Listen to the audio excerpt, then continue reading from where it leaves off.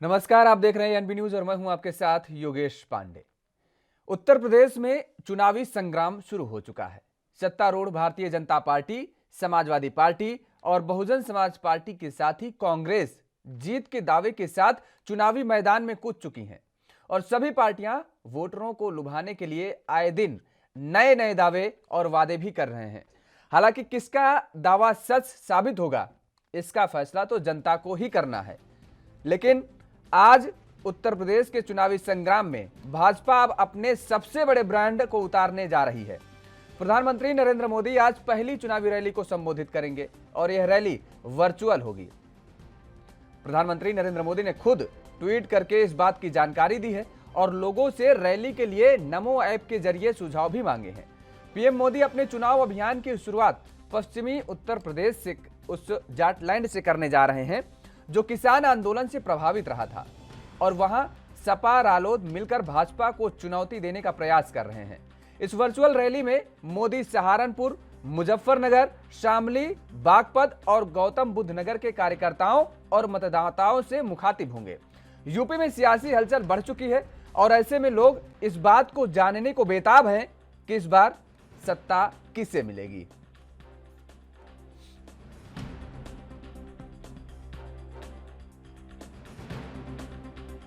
अभियान की शुरुआत करने जा रहे हैं उत्तर प्रदेश के पश्चिमी इलाके से। लगातार सारे दलों के सारे नेताओं का दौर शुरू है क्योंकि पहले चरण का चुनाव पश्चिमी यूपी से शुरुआत हो रही है और ऐसे में सभी का फोकस पश्चिमी यूपी की तरफ इस समय खास तौर पर है। और आज प्रधानमंत्री नरेंद्र मोदी जिस क्षेत्र से शुरुआत करने जा रहे हैं चुनाव प्रचार की, ये जाटलैंड मानी जाती है। किसान बाहुल्य क्षेत्र माना जाता है क्योंकि लंबे समय तक लगभग साल भर किसानों का आंदोलन चला और ये माना जाता है कि किसानों की नाराजगी भारतीय जनता पार्टी से खास तौर पर देखने को मिल रही है और किसानों के इस नाराजगी को कहीं भारतीय जनता पार्टी को खामियाजा ना उठाना पड़ जाए, इस वजह से लगातार भारतीय जनता पार्टी के दिग्गज गली गली कूचे कूचे पहुंचकर जनसंपर्क अभियान भी कर रहे हैं। वो चाहे केंद्रीय गृह मंत्री अमित शाह का जिक्र करें, चाहे भारतीय जनता पार्टी के अध्यक्ष जेपी नड्डा का जिक्र करें, चाहे उत्तर प्रदेश के मुख्यमंत्री योगी आदित्यनाथ का जिक्र करें। लगातार इन सारे नेताओं के दौरे इस पश्चिमी यूपी में चल रहे हैं और आज खुद प्रधानमंत्री नरेंद्र मोदी चुनाव प्रचार की कमान संभालने जा रहे हैं। और उधर उत्तर प्रदेश के पूर्व मुख्यमंत्री और समाजवादी पार्टी के राष्ट्रीय अध्यक्ष अखिलेश यादव आरएलडी के अध्यक्ष जयंत चौधरी के साथ लगातार पश्चिमी यूपी के दौरे कर रहे हैं। एक तरफ जहां भारतीय जनता पार्टी ये दावा कर रही है कि उत्तर प्रदेश की पूर्ववर्ती सरकारों में गुंडा राज रहा है, अराजकता का माहौल था, यानी कानून प्रशासन को लेकर के, कानून के मुद्दे को लेकर के, लॉ एंड ऑर्डर को लेकर के भारतीय जनता पार्टी इस चुनाव में पूरी सक्रियता के साथ उतरती नजर आ रही है। तो वहीं दूसरी तरफ अखिलेश यादव भी पलटवार करते हुए किसानों की बात उठा रहे हैं, रोजगार की बात उठा रहे हैं, महंगाई की बात उठा रहे हैं और इस चुनावी संग्राम में जिन्ना, तमंचा, पाकिस्तान, ये सब कुछ उतर चुके हैं। लगातार वार और प्रतिवार जारी है शब्दों को लेकर के।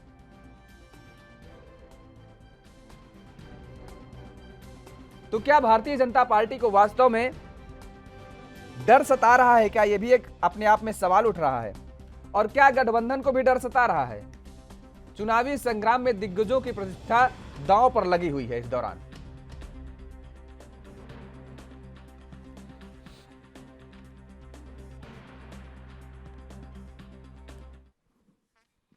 तो आज इसी मुद्दे पर चर्चा करेंगे कि उत्तर प्रदेश के सियासी संग्राम में राजनीतिक दल अपनी अपनी पूरी ताकत झोंक रहे हैं और आज खुद प्रधानमंत्री नरेंद्र मोदी भारतीय जनता पार्टी के चुनाव प्रचार प्रसार की कमान संभालने जा रहे हैं। हमारे साथ कुछ मेहमान जुड़े हुए हैं, आपका परिचय करा देते हैं। आशीष चौधरी जी हैं, समाजवादी पार्टी के नेता हैं, आपका बहुत बहुत स्वागत है। फरहत अली खान जी हमारे साथ जुड़े हुए हैं, भारतीय जनता पार्टी के नेता हैं, आपका भी बहुत बहुत स्वागत है। सर्वेश्वर त्रिपाठी जी हमारे साथ, सर्वेश्वर पाठक जी हमारे साथ जुड़े हुए हैं, राजनीतिक विश्लेषक हैं, आपका भी बहुत बहुत स्वागत है। फरहत अली खान जी, सबसे पहले आपके पास आते हैं कि लगातार आपकी पार्टी के दिग्गजों का जमावड़ा लगा हुआ है पश्चिमी उत्तर प्रदेश में। आज खुद प्रधानमंत्री नरेंद्र मोदी चुनाव प्रचार की कमान संभालने जा रहे हैं। किसान नाराज नजर आ रहा है और जिस जाटलैंड से प्रचार की शुरुआत करने जा रहे हैं प्रधानमंत्री खुद, ऐसे में क्या आप ये पूरी तरीके से आश्वस्त हैं कि वास्तव में आप इन किसानों को मना पाएंगे, इनकी नाराजगी को दूर कर पाएंगे, ये आपके साथ होने वाले चुनाव में आ पाएंगे, खड़े हो पाएंगे आपके साथ? जी देखिए, जिनके पास दिग्गज होते हैं मुझे मेरी इको मिल रही है, ठीक करवा रहे हैं। आपकी इको ठीक करवाई जा रही है। सब अच्छी चीजें देनी है, पाउडर। जी जी, तो जो हमारे पास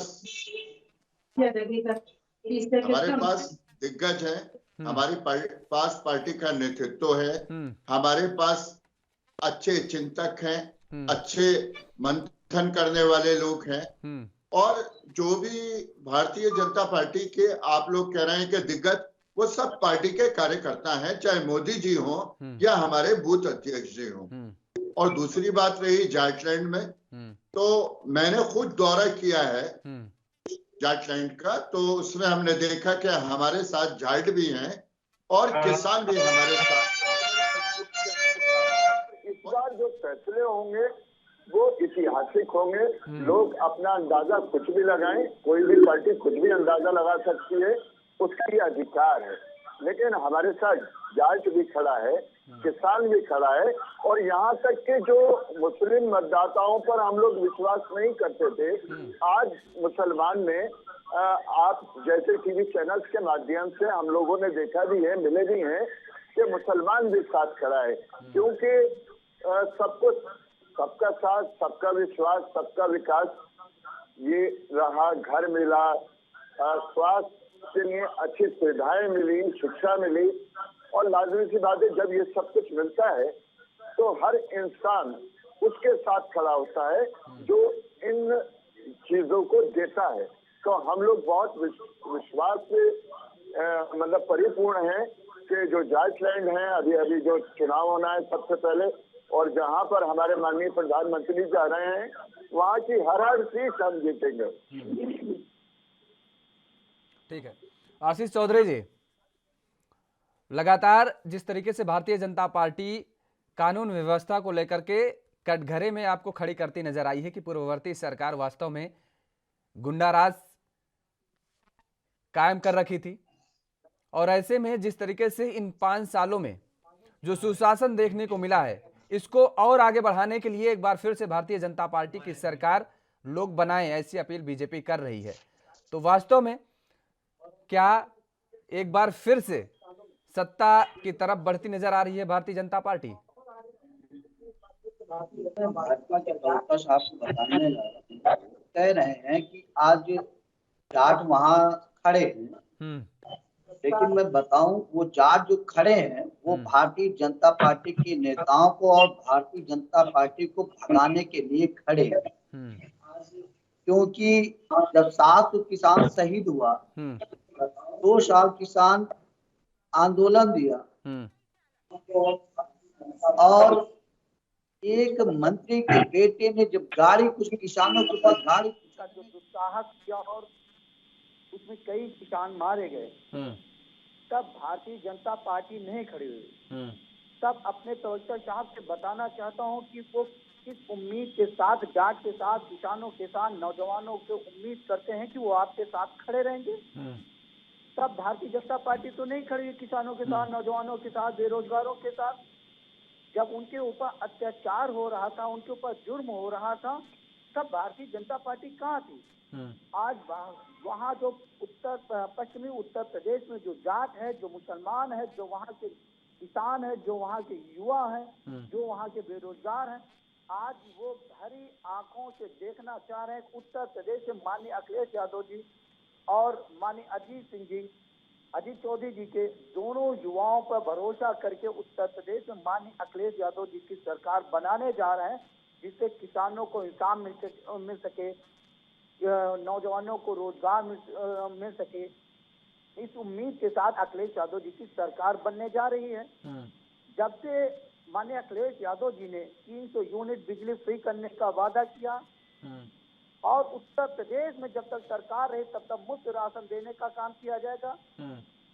सिंचाई मुफ्त देने की जब से घोषणा हुई, पेंशन बहाल होने की जब से घोषणा माननीय राष्ट्रीय अध्यक्ष अखिलेश यादव जी ने किया, तब से उत्तर प्रदेश की जो भाजपा के कार्यकर्ता और जो नेता हैं और माननीय जो पूर्व मुख्यमंत्री जी हैं, वो पूरी तरीके से डर सता रहे कि समाजवादी पार्टी की सरकार आ रही है, किस तरीके से झूठ बोल के फिर से बहला के हम उत्तर प्रदेश में कायम करके। लेकिन पूर्व में उत्तर प्रदेश की जनता बहलावे में, झूठे वादों में फंस के वो देख चुकी है कि भारतीय जनता पार्टी के नेता और कार्यकर्ता कितने बड़े झूठे हैं। जो वादे किए थे वो अपने वादों पे किए उतरे नहीं।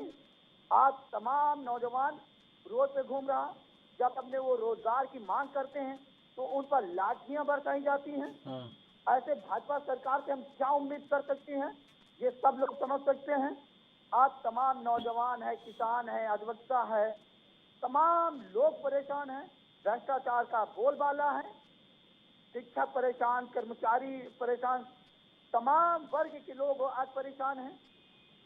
नौजवानों की कहीं सुनी नहीं जा रही, बेरोजगारों पर जो लाठियां बरसाई जा रही, उससे उत्तर प्रदेश की जनता पूरी तरीके से त्राई मच गई भाजपा सरकार में।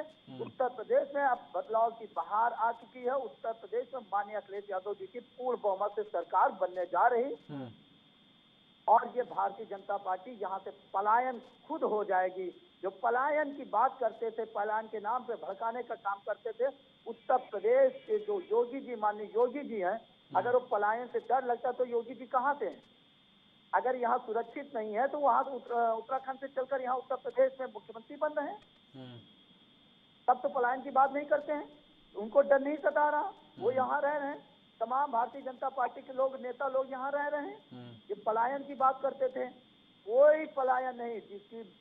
जिसको ये साजिश उत्तर प्रदेश में भारतीय जनता पार्टी के कार्यकर्ता और नेता और उनके बड़े बड़े नेता जो करने का काम करते हैं, वो कुल मिला के धर्मवाद पे, जातवाद पे और मंदिर मस्जिद के नाम पे लड़ाई झगड़ा कराने के नाम पे केवल सरकार बनाने का प्रयास कर रहे हैं। इससे अब जनता समझ चुकी, अब जनता कहीं से उनको सरकार बनाने नहीं दे रही। उत्तर प्रदेश में नौजवानों को रोजगार जो देगी, जो किसानों की सुनेगी, जो बेरोजगारों की सुनेगी, उसको आशा भरी आंखों से जो देख रहे कि अखिलेश यादव इससे खड़े उतरेंगे। इसलिए माननीय अखिलेश यादव जी को उत्तर प्रदेश में पूर्ण बहुमत से सरकार बनने जा रही है।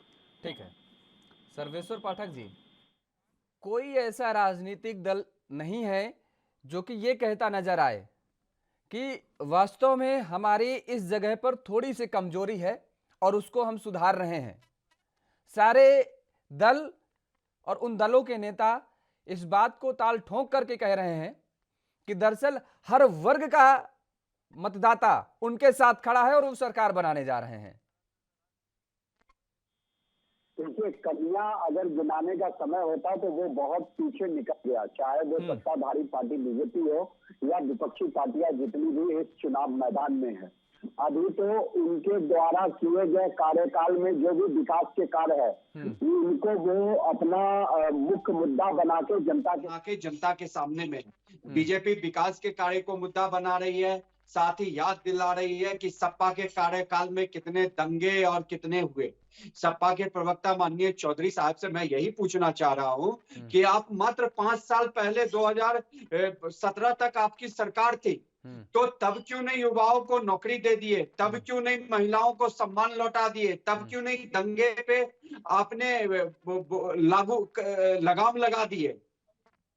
मुझे ये पूछना है कि समाजवादी पार्टी को इस चुनाव में एक संदेश देना चाहिए था यूपी की जनता को। अगर वो सचमुच में रियल में फाइट करना चाहती बीजेपी से, तो आजम खान, उसके बेटे हसन जो कैराना के दंगे का वो था, उसको टिकट नहीं देना चाहिए था।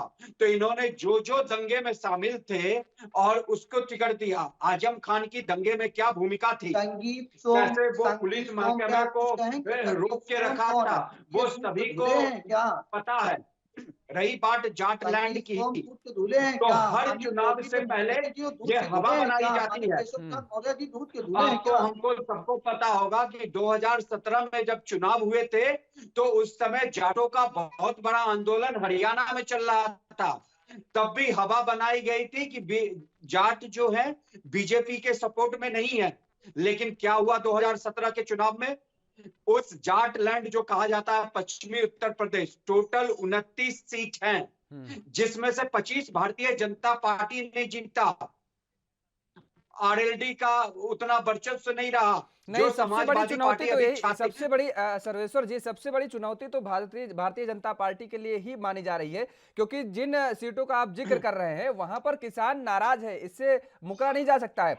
वो 2000 चाहे हम 7 का जिक्र करें, चाहे 2012 का जिक्र करें, उस दौरान यहां पर भारतीय जनता पार्टी का वर्चस्व था, गैर राजनीतिक दलों का वर्चस्व था। लेकिन 2013 के बाद जब ये मुजफ्फरनगर घटना घटी, उसके बाद भारतीय जनता पार्टी का वर्चस्व वहां बढ़ा, और जो गैर राजनीतिक दल हैं, जो अन्य दूसरे दल हैं, उनका कहीं ना कहीं वहां पर वर्चस्व घटा है। उसके बाद चाहे 2017 का जिक्र करें, 2014 का जिक्र करें, 2019 का जिक्र करें, भारतीय जनता पार्टी को इस क्षेत्र से अच्छी लीड मिली है और जीत में एक बहुत बड़ा योगदान इन क्षेत्र के लोगों ने निभाया है। लेकिन अब क्या वास्तव में जब से किसान आंदोलन चला, तो उस किसान आंदोलन का जो वो पूरा भारतीय जनता पार्टी को खामियाजा उठाना पड़ सकता है क्या? और वो जो 2013 कांड था, उसकी भरपाई कर पाएगी क्या सपा? देखिए, 2013 के कांड को भुलाया नहीं जा सकता। आप सपा के जितने भी कैंडिडेट आए हैं, उनका बयान सुनिए। उनका कहना है कि जैसे ही हम आएंगे हम बदला लेके रहेंगे, ऐसे ऐसे बयान उन्होंने दिए हैं। और जितने, अगर आप जाट लैंड की बातें करें तो 29 सीटों में आरएलडी के पास 19 सीटें, एसपी के पास 10 सीटें, उसमें से मुस्लिम 9 उम्मीदवार है, जाट 6 पे है। तो ये जो गठबंधन हुआ है यूपी के 2 लड़कों का, उसमें जो जाट बेल्ट है, वहां के जाट खुद ही इनके गठबंधन से नाराज हो गए हैं कि जहां पे जाटों को टिकट मिलना चाहिए, उनको तवज्जो देके समाजवादी पार्टी ने किसी और को टिकट दे दिया है। और आपने जैसे कहा कि पहले 2009 में, याद रखिए, बीजेपी का आरएलडी से गठबंधन था और आरएलडी उस समय अच्छा परफॉर्मेंस की थी। और जब जब आरएलडी का बीजेपी, अगर माननीय चौधरी साहब, हम चौधरी चरण सिंह जी की बात कर ले, तो उन्होंने भी अगर सत्ता हासिल की थी तो जनसंघ के सहयोग से सत्ता हासिल की थी। आज अजीत सिंह जी नहीं है, लेकिन वो बीजेपी के महत्व को अच्छी तरीके से जानते थे। 2009 में जो भी उनको इजाफा हुआ सीटों में, वो बीजेपी के गठबंधन के कारण हुआ। तो अगर ये कहना कि किसान आंदोलन, 30 सेकंड सुन लीजिए मेरी बात, 30 सेकंड, किसान आंदोलन के कारण जाट नाराज है या पश्चिमी उत्तर प्रदेश के किसान नाराज है, तो उसी पश्चिमी उत्तर प्रदेश के किसानों को भी किसान सम्मान निधि से पैसे डायरेक्ट बेनिफिट ट्रांसफर हुआ है। उन्हीं किसानों को प्रधानमंत्री वो उज्ज्वला योजना के अंतर्गत जो गरीब किसान होंगे उनको आपकी बात आगे मैं समझ गया। मैं बता रहा हूँ अभी, भरवाने का सर्वेश्वर जी पैसे नहीं है। मैं समझ गया बात भाई, और मैं समझ गया कि जमीनी स्तर पर काम हुआ है। अब जो बीच में जो दलाल थे, मक्कार थे, उनका खात्मा हुआ है। उस चीजों को भी देखेंगे। हाँ, लेकिन आपने जो ये जनसंघ का जिक्र किया, तो अचानक मेरे जहन में एक बात और उठ गई कि जिस तरीके से आपने कहा कि जनसंघ के जरिए ही चौधरी चरण सिंह जी को ये कामयाबी मिली थी, और अगर हम इसको ये कहें कि चौधरी चरण सिंह के जरिए ही जनसंघ को कामयाबी मिली थी, इतनी मजबूत नेता दोनों इंदिरा एक गांधी को दूसरे उखाड़ के फेंकने, पूरक थे। एक सेकंड मैं सुनिए। ये कहता हूं कि दोनों एक दूसरे के पूरक थे, ये याद रखिए। अगर गठबंधन क्योंकि होता आपको है याद, तो एक बात दोनों और याद दिला पार्टियां दें। एक दूसरे की पूरक होती है। हाँ, गैर कांग्रेसी प्रधानमंत्री मुझे लगता है कि चौधरी चरण सिंह के सहयोग से ही बने। और उसके बाद उत्तर प्रदेश इसमें का अगर कोई जिक्र दो कर राय लें, नहीं है। तो मैं कह रहा हूं ना, उसमें दोनों को एक दूसरे, अगर जनसंघ नहीं आता हाँ। तो नहीं हो पाता। अगर चौधरी चरण सिंह जी को सत्ता मिलनी थी तो जनसंघ ने सहयोग किया। हाँ, मैं तो दोनों एक चीज कह रहा दूसरे के हूं। और पूरक थे। दूसरी बात सुन लीजिए, उत्तर प्रदेश की बात कर रहे हैं हम, उत्तर प्रदेश का चुनाव है, और उत्तर प्रदेश का भी अगर जिक्र करें तो वहां पर भी जब चौधरी चरण सिंह साहब पहुंचे और राम मनोहर लोहिया जी के साथ दोनों लोग मिलकर के एक मंच पर आए, तो मुझे लगता है वहां से भी गैर कांग्रेसी सरकार पहली बार बनी है, चौधरी चरण साहब जब वहां पहुंचे तो। जी तो हाँ, मुझे तो ये भी हो सकता है ना, तो दोनों चीजें तो दोनों यथार्थ पर हैं, चाहे उत्तर प्रदेश का जिक्र करें चाहे केंद्र का जिक्र करें। तो मैंने क्या कहा कि दोनों एक दूसरे के पूरक हैं। हाँ। जब इनके साथ गठबंधन हुआ, राजनीति हुई, तब उनका भी उदय हुआ, इनका भी उदय हुआ। उसके बाद आप देख लीजिए ना, हम पीछे गए, पीछे की भी चर्चा कर लिए, अभी रिसेंट की चर्चा कर ले। जो जयंत चौधरी जी हैं, 2 बार से लगातार लोकसभा चुनाव हार चुके हैं, 14 में और 19 में। और अभी जब 2009 में उनका गठबंधन बीजेपी से हुआ था तो उनकी कितनी अच्छी सीटें आई थी। तो इस चीजों को भी देखा जाना चाहिए। बिल्कुल। वही जाट तब भी थे, वही जाट अब भी हैं। जाट और किसानों का जो समस्या है, या किसानों की जो समस्या है, चाहे यूपी हो या पूरे भारतवर्ष में हो, वो पिछले 75 सालों से चली आई है। जो कांग्रेस 50 साल रही, या यूपी में ही सपा बसपा का जो बदल के गवर्नमेंट बनता रहा, इन्होंने क्यों नहीं गन्ने की समर्थन मूल्य को बहुत आगे बढ़ा दिया, समय पे क्यों नहीं पेमेंट करवाया किसानों को। 5 साल के योगी राज्य में कुछ किसानों को है, कुछ किसानों की हद दुर्दशा तक है, गन्ने बहुत के मूल्य दुर्दशा में है, जहां इसे जहां मुकरा गन्ना नहीं जा बेचा सकता गया, अभी भी। मैं उनकी आपको बता रहा हूं, मुआवजा उनको दरअसल आराम लोग से मिले हैं। केवल पश्चिमी उत्तर प्रदेश में ही दुर्दशा उनकी नहीं है, किसानों की हर जगह दुर्दशा है। बुंदेलखंड में भी जबरदस्त दुर्दशा है। आत्महत्या के मामले में मैं आपको बताऊं, अगर आप बुंदेलखंड की आत्महत्या के मामले में मैं आपको बताऊं, देश के 5वें स्थान पर बुंदेलखंड खड़ा हुआ है यहाँ पर वर्तमान में। हाँ, देश के 5वें स्थान पर खड़ा है बुंदेलखंड आत्महत्या के मामले पर। तो किसानों की स्थिति बेहतर नहीं हुई है, जस के तस हैं। उनकी आय को दोगुनी करने की बात की गई थी, उनकी आय कहां दोगुनी हो गई? स्थिति क्या है? सरकारें कोई भी हो, वही बात कर रहे हैं, सरकारें दावा करती हैं, वादा करती हैं तमाम सारी चीजें। योगेश जी, आपने बुंदेलखंड का जिक्र किया, आप बुंदेलखंड में अभी चले जाओ और वहां के किसी भी नागरिक से सर्वे करवाओ, एक भी न्यूज चैनल पे। जो हाल 5 साल पहले था अब वो नहीं है। वहां पे इजराइल के साथ मिलके पानी की जो समस्या है, बता रहा हूं, और कब बता, एक सेकंड एक कमेंट ले ले, एक कमेंट ले ले, पानी पर भी जिक्र कर लेंगे। एक ठीक, एक कमेंट ले लेते हैं। हकीकत है, पानी पर बता रहा है, पानी की वास्तविकता क्या है? हर घर जल, हर घर नल, हर घर जल, हर घर नल। अभी उसकी वास्तविकता बता रहे हैं। फरहाद अली खान जी आपके पास आएंगे। आवाज आ रही है फरहाद अली खान जी? जी बिल्कुल ठीक। हाँ, पश्चिमी क्षेत्र का अगर जिक्र करें तो दरअसल डर भारतीय जनता पार्टी को सता रहा है क्या? क्योंकि देखिए, आपके गुजर नेता जो थे भड़ाना साहब, वो भी चले गए। सैनियों के नेता जो सैनी साहब थे वो भी चले गए, समाजवादी पार्टी के साथ हो गए। तो क्या वास्तव में जिस तरीके से नेताओं का टूटना, किसानों का रूठना, ये आपको नुकसान पहुंचा सकता है क्या वास्तविकता में?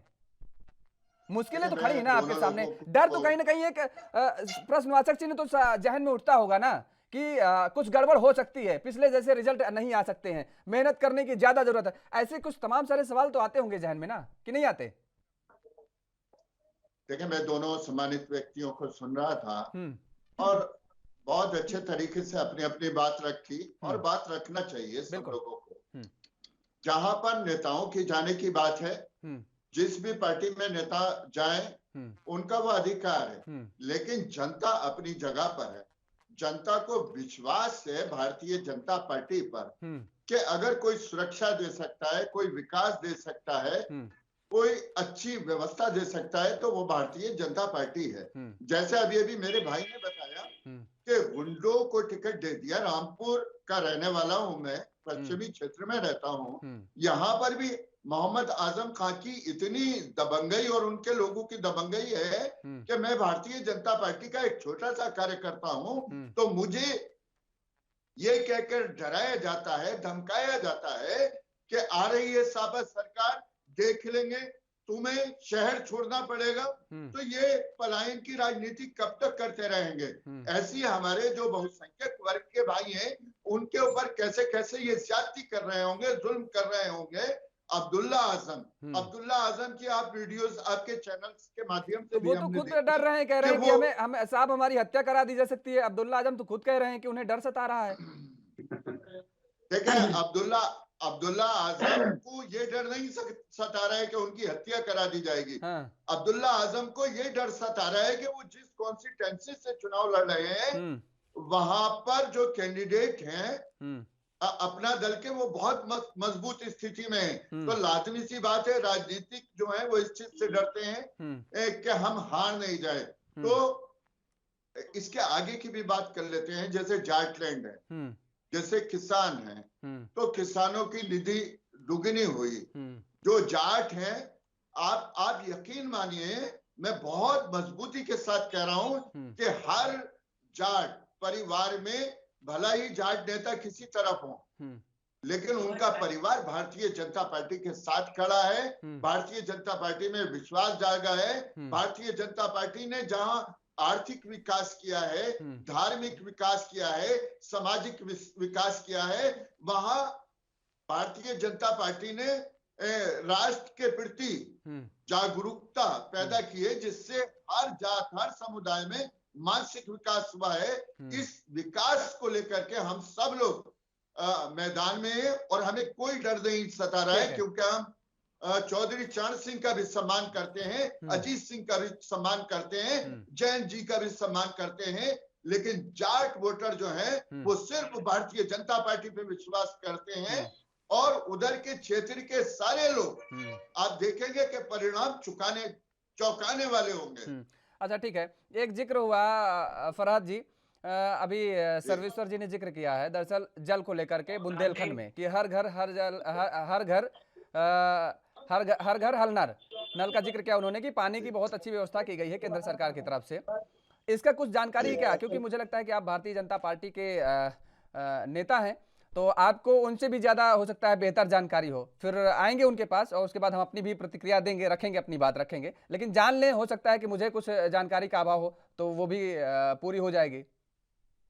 देखिए, जो पिछली सरकारें थी उन्होंने ना तो पानी की तरफ ध्यान दिया था, ना जमीन की तरफ ध्यान दिया था, बस अपनी झोलियां भरने के लिए तैयार थी।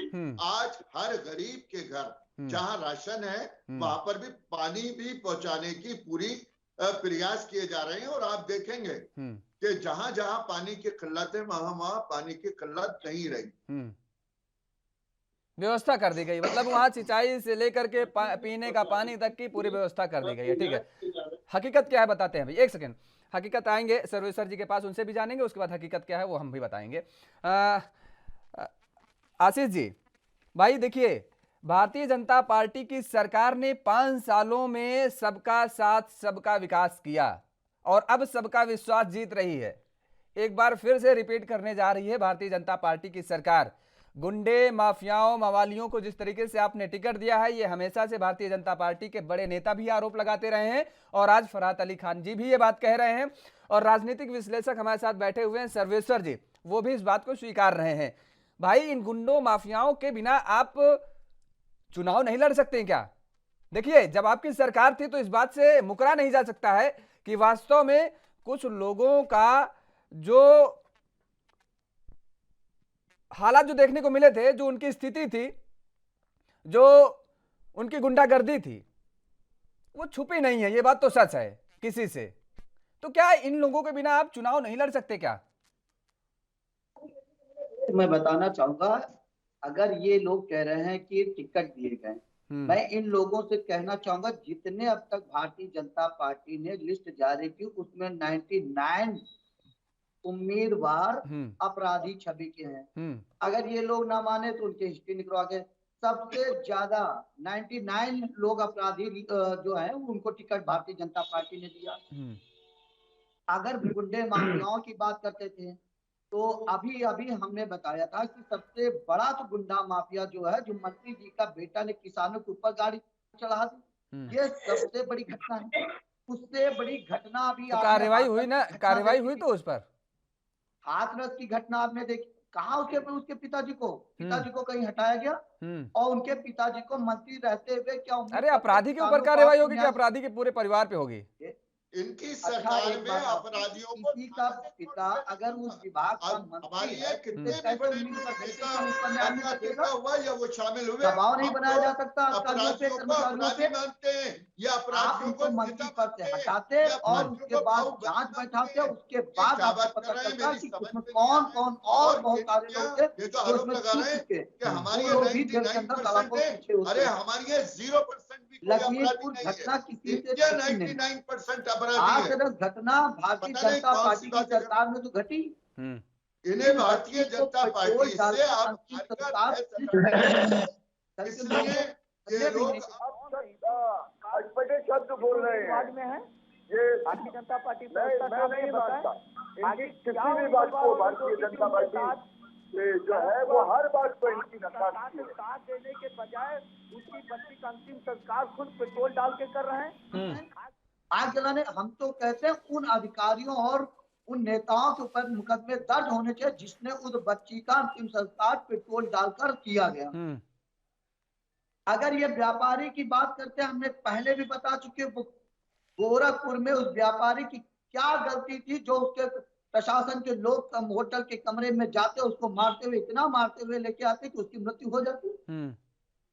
उसकी क्या गलती थी?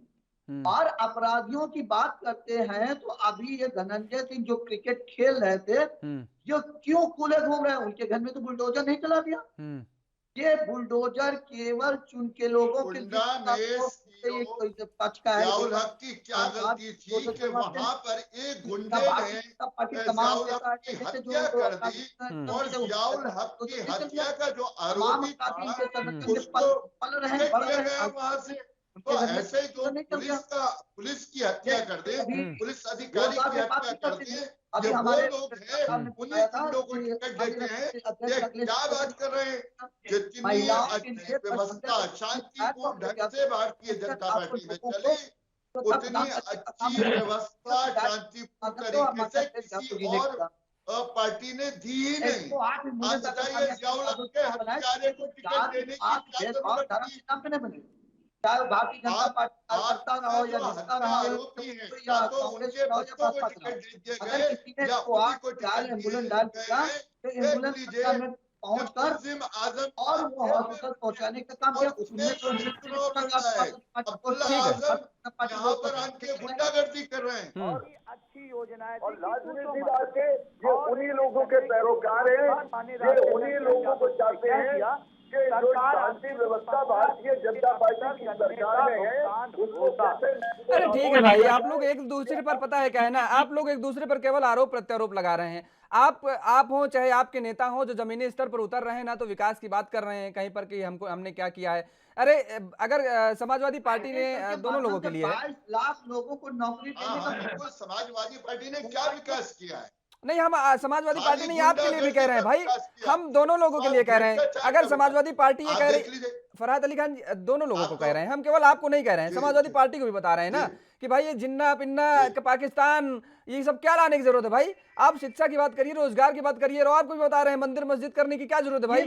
आपको भी, फरहाद अली खान जी आपको भी बता रहे हैं ये। अरे ठीक है, आपने 5 साल काम किया, अब पढ़कर ये लोग आए, अब 5 साल काम किया, जिस वादे पे आए थे वो सारे वादे पूरे किए। राम मंदिर पे आए थे, राम मंदिर बनाया, काशी को कॉरिडोर बनाया, किसने बनाया? भारतीय जनता पार्टी फ्री में लेना चाह रही, लेना चाह रही। ये लाठी चलवाते थे और जब मानी कल्याण सिंह की सरकार थी, उत्तर प्रदेश में सरकार थी, केंद्र सरकार, तब तो नहीं बनवा दिया गया मंदिर। चलिए अच्छा ठीक है, ठीक है, आप लोग ये मंदिर मस्जिद करते रहेंगे, आप लोग मंदिर मस्जिद करते रहेंगे। एक सेकंड रुक जाइए, आशीष जी आप भी रुक जाइए, फरहाद अली खान जी आप भी रुक जाइए। आप लोग केवल मंदिर मस्जिद करते रहेंगे और बस जनता को क्या चाहिए, जनता की समस्याएं क्या है, मूलभूत उनको क्या सुविधाएं देनी है, इस पर आप बहस नहीं करेंगे, इस पर आप चर्चा नहीं करेंगे, इस पर आप बात नहीं करेंगे। सर्वेश्वर जी, आते हैं, जनता की जनता की चर्चा करेंगे, जनता की बात करेंगे, उन्हें मुद्दे क्या चाहिए, उनकी क्या समस्याएं थी, सरकार ने कितना काम किया, कितना नहीं किया है, कहां पर पास हुई सरकार, कहां पर फेल रही, इस पर चर्चा करेंगे। एक सेकंड सर्वेश्वर जी, आपने हर घर नल का जल, हर घर, हाँ हर घर हर नल का जिक्र किया। 19 नवंबर को प्रधानमंत्री नरेंद्र मोदी जी का झांसी दौरा था बुंदेलखंड में, और उन्होंने 6,600 करोड़ रुपए की घोषणा की परियोजनाओं की। अर्जुन सहायक परियोजना के जरिए, वो चाहे हम झांसी का जिक्र करें, झांसी के साथ कई ऐसे 5-6 जिले हैं जिनको वहां से पानी की सुविधा मिलती है, किसानों को वहां से पानी मिलता, वहां पर इतनी बड़ी योजना की घोषणा की गई, लेकिन क्या जमीनी स्तर पर योजना को उतारा गया? क्या आप जो है साइट पर जाइए विभाग की, तो आपको यह पता चलेगा कि 70 से 80% काम हो चुका है। आप ना हो तो आपके पास मोबाइल होगा, आप चेक कर लीजिए, देख लीजिए तुरंत। 70 से 80% काम उसमें दिखाया जा रहा है कि फिनिश हो गया है, काम डन हो गया है भाई। सरकार ने भी बताया है कि 2021 तक 1 लाख लोगों तक पानी पहुंचाया, 1 लाख लोगों के परिवारों तक पानी पहुंचाया जा चुका है, और 72 लाख लोगों तक पानी पहुंचाया जा चुका है। लेकिन क्या वास्तव में जमीनी स्तर में ऐसा है क्या? आज भी कई ऐसे जिले हैं जहां पर पानी खारा आता है और लोग अपनी बेटी को ब्याहने के लिए उन जिलों में, उन क्षेत्रों से कतराते हैं कि हम अपनी बेटी को यहां पर नहीं ब्याहेंगे। और ना विश्वास हो तो आपका कोई जानने वाला हो तो आप पता कर लीजिएगा बुंदेलखंड में कैसी स्थिति है और क्या स्थिति है। देखिए, अगर आप खारा पानी की समस्या कहे तो वो भारतवर्ष के में बहुत, अरे केवल खारा पानी नहीं, आज भी 1 किलोमीटर 2 किलोमीटर तक पैदल पानी लेने जाना पड़ता है। और जो हर घर नल का जल, जो जल जीवन मिशन के तहत ये शुभारंभ किया गया कि हर एक आदमी को स्वच्छ जल मिले, पाइपलाइन के द्वारा पानी पहुंचाया जाए। तो जैसा कि आपने खुद ही कहा कि 80% तक काम हो चुका है, तो ये 80% काम दिखाता है और जमीनी हकीकत का भी काम दिखाता है। वहां पे एक तो ये तो साइड में दिखा रहा है भाई, रुक जाइए, अब सुन लीजिए, ये साइड में दिखा रहा है, हम आपको जिले वाइज बता दे रहे हैं कहां पर कितना काम हुआ है। ये साइड दिखा रहा है 70 से 80%, जमीनी स्तर पर नहीं हुआ है। चित्रकूट में 13% घरों के 10, सुन लीजिए, हाँ आप बता दीजिए। मैं झांसी के उन जिलों का नाम ले रहा हूं जिसमें ये परियोजना की शुभारंभ हो चुकी है। मुझे जमीनी हकीकत का पता नहीं है, आपको ज्यादा मुझे होगा, पता है, क्योंकि आपको वहां पे रिपोर्टर होंगे। बिल्कुल, मैं नहीं विजिट किया हूं तो मैं नहीं बता सकता। मैंने भी जो समाचार पत्रों में पढ़ा उसके लिए उससे बता रहा हूं, क्योंकि जब जमीनी हकीकत, उन आंकड़ों पे मत जाइए, उन आंकड़ों पे मत जाइए, मैं बता रहा हूं, मैं आपको जमीनी हकीकत बता रहा हूं। लेकिन जो योजना है उस योजना का लाभ बहुत सारे लोग उठा रहे हैं। मैं इसलिए कह रहा हूं कि मैंने इजराइल गवर्नमेंट के एम्बेसडर आए थे और उनका एक प्रेस कॉन्फ्रेंस था, और उसमें उन्होंने इस चीज का और खास के यूपी के बुंदेलखंड का जिक्र किया था कि जैसे इजराइल गवर्नमेंट का प्लान होता है कि कम पानी में अच्छी सिंचाई के द्वारा खेती की जाए, वो योजना इजराइल गवर्नमेंट के साथ कोलैबोरेशन करके बुंदेलखंड में इसकी हो रही है। तो कोई भी योजना शुरू होती है तो उसको क्रियान्वयन करने में और पूरा करने में समय लगता है। अगर साइट पे 80% दिखा रहा है, मान लीजिए वो सही नहीं होगा, उसका 50% कर लिए, 40% होगा, 40% काम तो हुआ है, इतना तो मान सकते हो आप। और वो अगर यही सरकार कंटिन्यू करती है तो आप ये नहीं मान सकते कि अगले साल होते होते या 2022 के अंत तक होते होते ये जो मिशन है स्वच्छ जल मिशन में हर घर नल का जल पहुंच जाएगा। 40% आप बहुत ज्यादा बता दिए। सुन लीजिए, अब सुन लीजिए, मैंने जो निकाला है आंकड़ा, चित्रकूट में 13% घरों में, बांदा में 9% घरों में, झांसी में 12% घरों में, जालौन में 7.5% घरों में, हमीरपुर में 15%, महोबा में 17% और ललितपुर में 18% घरों में पानी की व्यवस्था पहुंच पाई है, की गई है व्यवस्था। दूसरी बात, किसानों को लेकर के जिस तरीके से बुंदेलखंड में 5वें स्थान पर आत्महत्या के मामले में आ गया है, नोटिस पे नोटिस जारी होती हैं बुंदेलखंड के किसानों के लिए।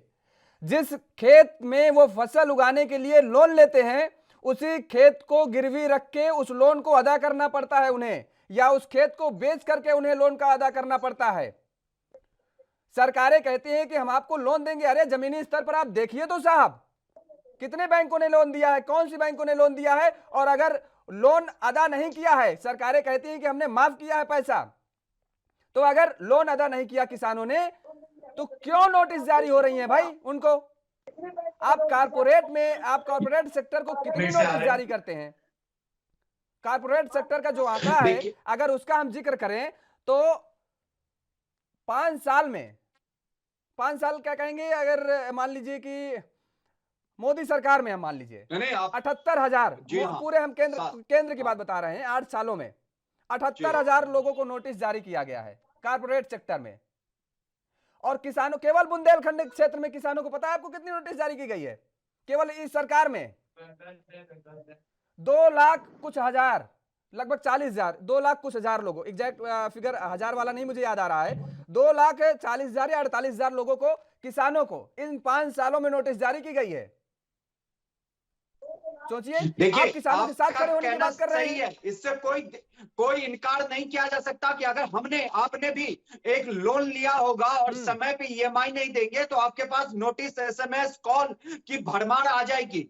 और जो आपने कहा कारपोरेट घराने का, तो जो विलफुल डिफॉल्टर बने हैं उस पे एक नया कानून लगा के बीजेपी गवर्नमेंट ने उसकी पूरी की पूरी संपत्ति कुर्क कर ली है। आपको, हमको, सबको पता होगा कि विजय माल्या लंदन के जेल में वहां पे बेल लेके बैठा हुआ है, और मेहुल चोकसी, और उसके बाद आपका ये क्या नाम है, जो दूसरा भगोड़ा था, वो हीरा का व्यापारी, नाम याद नहीं आ रहा है, उसकी कितनी संपत्ति, जब मोदी, हाँ, उसकी कितनी संपत्ति जब्त हो चुकी है। विजय माल्या बार बार कह रहा है कि मैंने जितना लोन नहीं लिया था उससे ज्यादा तो गवर्नमेंट ने मेरी संपत्ति जब्त कर ली है। तो अब वो स्थिति नहीं रही पहले वाली कि बैंकों का पैसा गबन कर ले और कोर्ट से वो ले ले कि मैं बैंक करप्ट हो गया हूं और आप बच जाएंगे। वो जमाने चले गए योगेश जी। अब स्थिति में बहुत सुधार हो गई है, और जिसने भी ये बिल्कुल डिफॉल्टर बने हैं उसकी सारी की सारी संपत्ति नीलाम हो जा रही है। ये जो है बड़े घराने के लोग हैं, अरबपति। छोटे किसानों को अगर ये नोटिस जाता है तो ये दुख की बात है। डिप्रेशन में आकर के वो अपनी आगे आत्महत्या कर ले रहे हैं भाई, और इस समस्याओं को सुनना पड़ेगा। हाँ, डिप्रेशन में चाहे आकर वो के वो अपनी बीजेपी की हत्या गवर्नमेंट हो या चाहे कोई भी गवर्नमेंट, फांसी लगा ले रहे हैं। बताइए जी, ये देखिए, फांसी लगाने की जो समस्या है, किसानों की आत्महत्या की जो समस्या है, वो आज से नहीं शुरुआत हुई है, या केवल बीजेपी के गवर्नमेंट में नहीं हुई है। आपको, हमको, सबको बताया कि जब यूपीए का गवर्नमेंट था तो उस समय ये संख्या बहुत ही दुगनी गति से बढ़ी थी। कर रहा हूं मैं, ये कह रहा हूं कि आप ये दावा कर रहे हैं कि मैं किसानों के साथ हम खड़े हैं, हम लाइन में खड़े हुए, कतार में खड़े हुए अंतिम व्यक्ति तक विकास पहुंचाएंगे। तो ऐसे में सरकार को सोचना चाहिए और आईना देखना चाहिए। फिलहाल रुकेंगे एक छोटे से ब्रेक के लिए, और ब्रेक के बाद फौरन हाजिर होते हैं और चर्चा को आगे बढ़ाएंगे।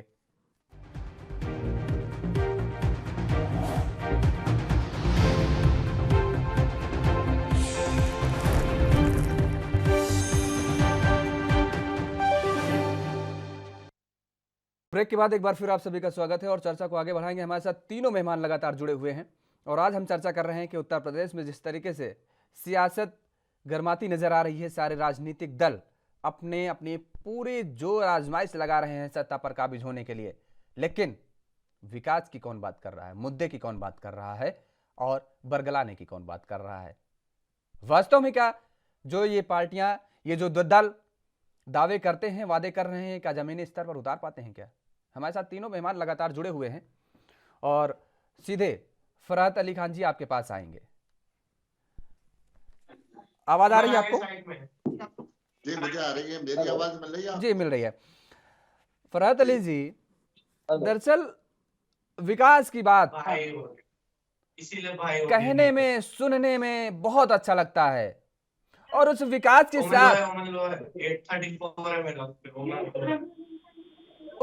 के साथ यदि राष्ट्रवाद को जोड़ दिया जाए, जी, बहुत अच्छा प्रश्न, राष्ट्र सुरक्षा को जोड़ दिया जाए, जी, तो और बड़ा अच्छा लगने लगता है। जी, क्या कहना? लेकिन बावजूद इसके लोगों में हताशा लोगों में उदासी, लोगों में नाराजगी क्यों देखने को मिलती है? जब सरकारें ये कहती हैं, वो चाहे आपकी सरकार हो या किसी दूसरे दल की सरकार हो, और आप भी तो ये दावे ठोक के कह रहे हैं साहब, जिस तरीके से मैंने अभी ब्रेक पे जाने से पहले कहा कि कतार में खड़े व्यक्ति के अंतिम व्यक्ति तक आप विकास पहुंचाएंगे और सरकार की हर उस योजना का उसको लाभ दिलाएंगे जिससे वो वंचित रहा है पूर्ववर्ती सरकारों में।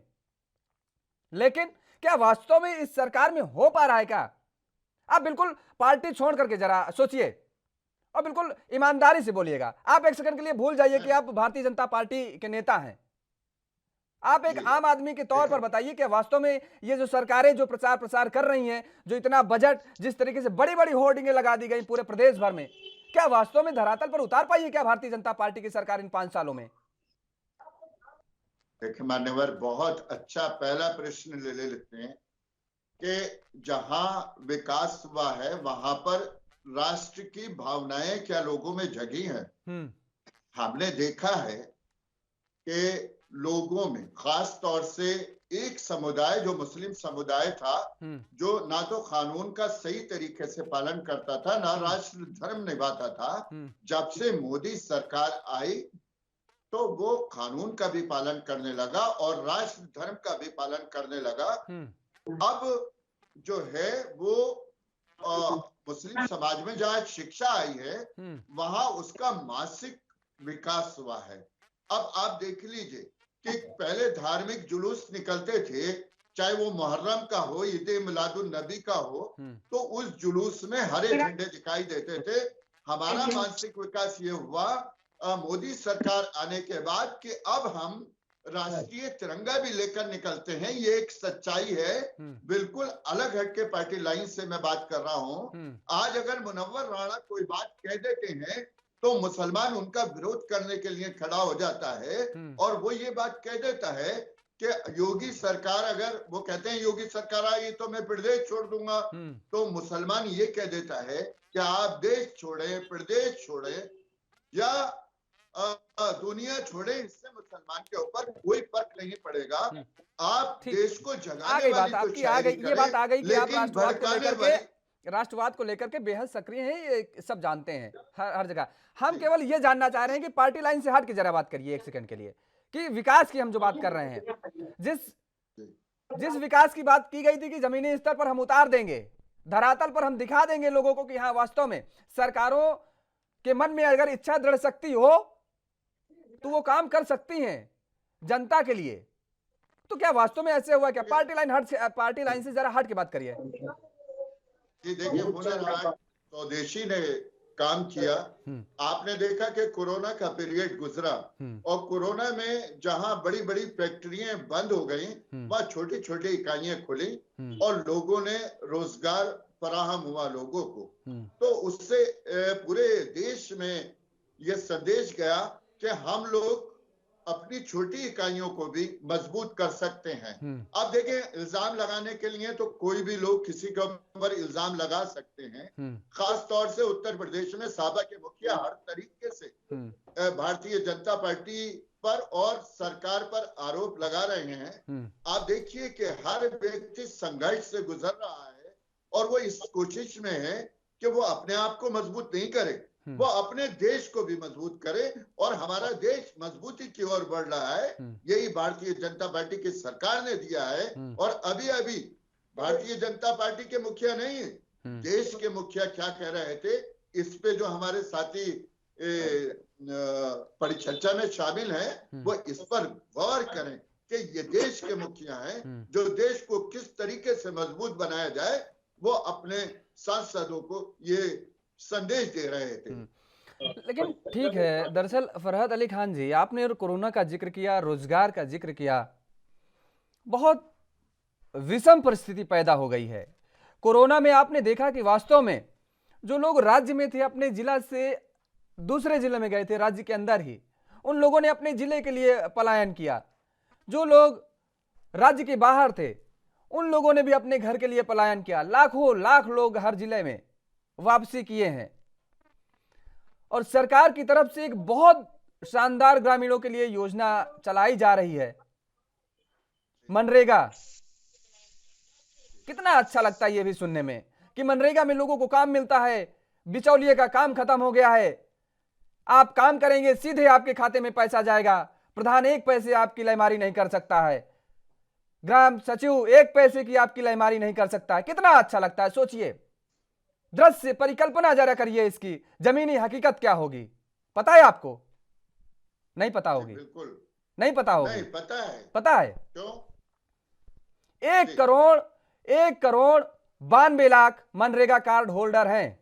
1,92,00,000 मनरेगा कार्ड होल्डर, और 91 लाख उसमें सक्रिय हैं।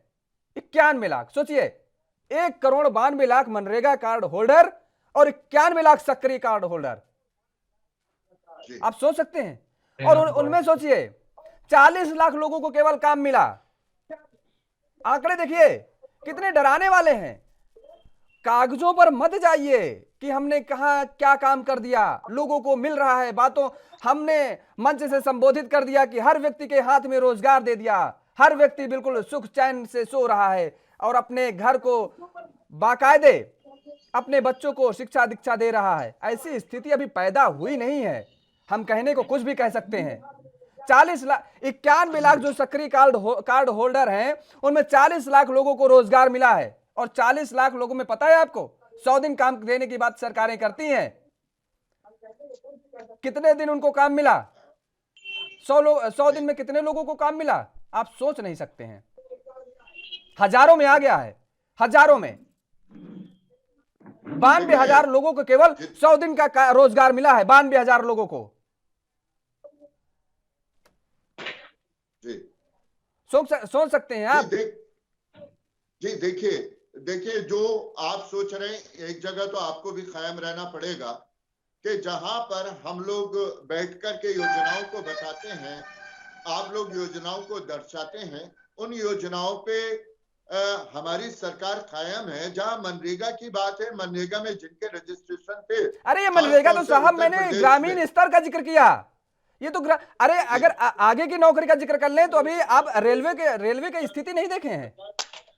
रेलवे में जो भर्ती की स्थिति आई है, जो पैदा हुई स्थिति, वो आपने नहीं ये तो मैंने जमीनी स्तर की बात की है, ग्रामीण लेवल की बात की है। जो पढ़ा लिखा नहीं है उसके लिए मैंने बात की है कि वो किसी तरीके से सरकार कहती है कि हम उसको किसी ना किसी तरीके से रोजगार देंगे और वो अपना भरण पोषण कर सकेगा अपने परिवार का। हमने वो बात की है। और जब अगर रोजगार विभागों में रोजगार के लिए जब वैकेंसी निकलती है तो स्थिति क्या होगी? सोचिए आप, रेलवे वाली क्या हालात पैदा हुए हैं। 1 करोड़ से ज्यादा जिस तरीके से उसमें जो लोगों ने अप्लाई किया है, छात्रों ने अप्लाई किया है, और स्थिति क्या हो गई? सरकार ने हाथ खड़े कर दिए कि साहब हम एग्जाम ही नहीं करा सकते एक साथ। देखिए, शिक्षा का विकास हुआ है, और जब शिक्षा का विकास होता है तो लोग जो युवा होते हैं वो नौकरी की तरफ को आगे बढ़ते हैं। कोरोना पीरियड चल रहा था, वैकेंसीज क्लियर नहीं हुई थी, रेलवे ने भर्ती निकाली, उसमें इतने लोगों ने आवेदन किया, और लाजमी सी बात है जब आवेदक ज्यादा हो जाते हैं, चाहे वो नौकरी के लिए हो, चाहे राशन के लिए हो, या अन्य योजनाओं के लिए हो, चलिए ठीक तो है, वहां पर आप कुछ कोरोना ऐसे आ रहे हैं, ठीक है, ले लेते हैं। आशीष जी का कमेंट ले लेते हैं। देखिए फरहाद जी, बात कहना, सरकार का पक्ष रखना, पार्टी का पक्ष रखना, वो बात अलग हो गई, लेकिन कभी कभी कुछ बातों को स्वीकारना चाहिए ताकि अगर दर्शक देखे, दर्शक सुने आपकी बात को, तो वो अभी ये कहे कि नहीं, अभी वास्तव में लोगों में या नेताओं में जमीर जिंदा है, हमारी सोच रहे हैं, पार्टी लाइन से हट के बात कर रहे हैं, हमारे हित की बात कर रहे हैं, और जो सच्चाई है वो बात बोल रहे हैं। अगर गलती है तो गलती हम स्वीकार रहे हैं। इस दर्शक सुन रहे हैं। हाँ, हम उसी बात को बोल रहे हैं ताकि लोगों के अंदर अभी ये चीज ना आए कि जो मानसिकता, जो मेंटलिटी पैदा हो रही है राजनीतिक दलों को लेकर के, वो स्थिति ठीक नहीं है। ये जान लीजिए। आप कोरोना का हवाला दे रहे हैं, एग्जैक्ट मुझे इस समय आंकड़ा नहीं मालूम है, कोरोना के बाद जो स्थिति पैदा हुई है बेरोजगारी की, वो भी दयनीय है। कोरोना से भी ज्यादा बेरोजगार कोरोना के बाद लोग हुए हैं। फरहाद जी, देखिए, आप खोजिएगा, सर्च मारिएगा गूगल पे। पूरी नहीं, खाली आप हिंदुस्तान में क्यों कह रहे हैं, वो पूरे विश्व में हुआ। ठीक है आशीष जी, स्थितियां पैदा हुई हैं। ठीक है आशीष जी, भाई आप कहते हैं कि आप मुद्दे उठाएंगे, अगर आप जनता के बीच में जाते नजर आ रहे हैं क्या? आपके नेता प्रेस कॉन्फ्रेंस करके निकल लिए, उसमें भी अगर किसी पत्रकार ने कोई तीखा सवाल पूछ लिया तो अटैक, पत्रकार पे हमला कि आप बिके हुए हो, आप ऐसे हो, आप वैसे हो, जवाब देने के बजाय आप अपनी बात को मजबूती से जनता के बीच में क्यों नहीं पहुंचा पा रहे हैं भाई? आप कह रहे हैं कि ये लोग मंदिर मस्जिद की बात करते हैं, तो आप उस बात को दबा दीजिए ना, जनता के हितों की बात करके। आप क्यों नहीं दबा पा रहे हैं? इसका मतलब आप फेल हो रहे हैं कहीं ना कहीं।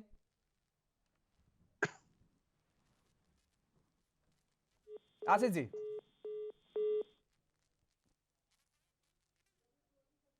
चलिए, आशीष जी को शायद आवाज नहीं मिल पा रही है। सर्वेश्वर जी, समय के अभाव के चलते फिलहाल आपके पास नहीं आ पा रहे हैं, और आप तीनों मेहमानों का हमारे साथ जुड़ने के लिए बहुत बहुत शुक्रिया।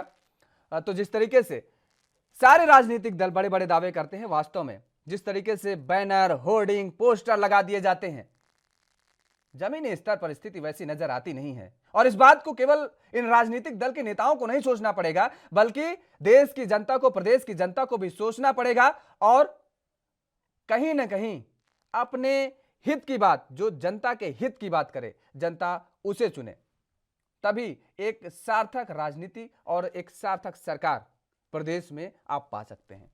इस पर चर्चा में फिलहाल मेरे साथ इतना ही। देश और दुनिया की तमाम खबरों के लिए आप बने रहिए एएनबी न्यूज के साथ। नमस्कार।